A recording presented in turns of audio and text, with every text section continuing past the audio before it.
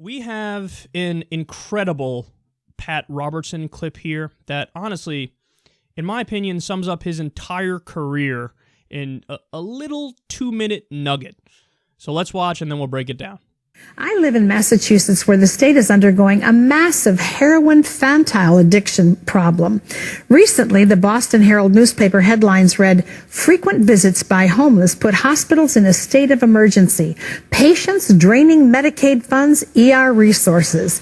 In the town next to mine, drug addicts are deliberately overdosing near hospitals so they can be revived by the drug Narcan. As Christians, what's the proper response to this issue? Should we set a limit to treatment, or should every hard-working taxpayer just hand over more and more funds for this problem? I'm finding it hard to be charitable toward the abusers of Medicaid because they're taking money from others who do not have self-induced problems. At age 60, I have 17-year-old twins to put through college, and all I can see is me being punished with higher taxes. Whew.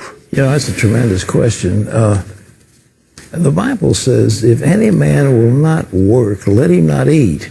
Now, that didn't say, if any man will not work, let him go to the soup kitchen and let the government pick up the tab. That's not, I mean, it's tough love. If the guy doesn't work, let him not eat. There are a bunch of people who are just bums, and they're trying to, ride in on the charity of others.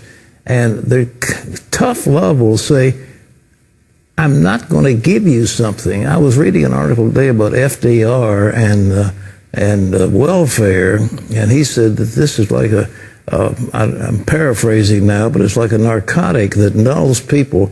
You cannot continually give things to people who are down and out.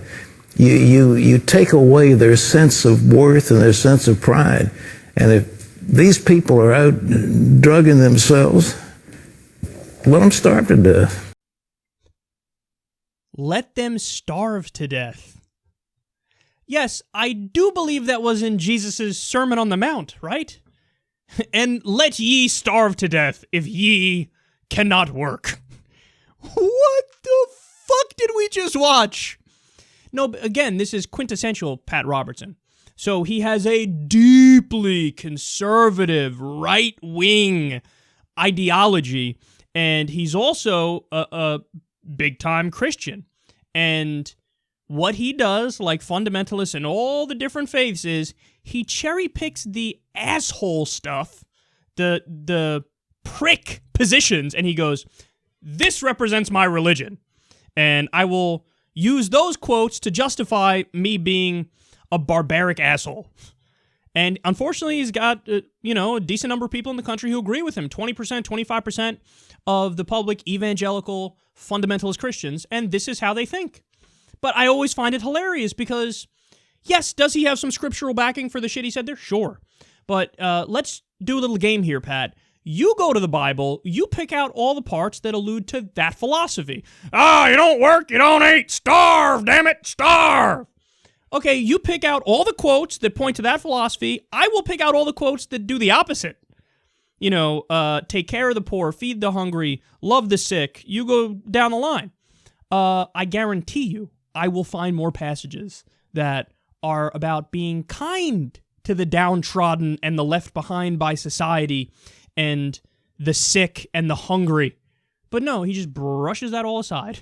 Like, Jimmy Dore has a great joke about this whenever Pat Robertson says insane shit like that. He's like, yeah, if you close your eyes, it sounds just like Jesus, doesn't it?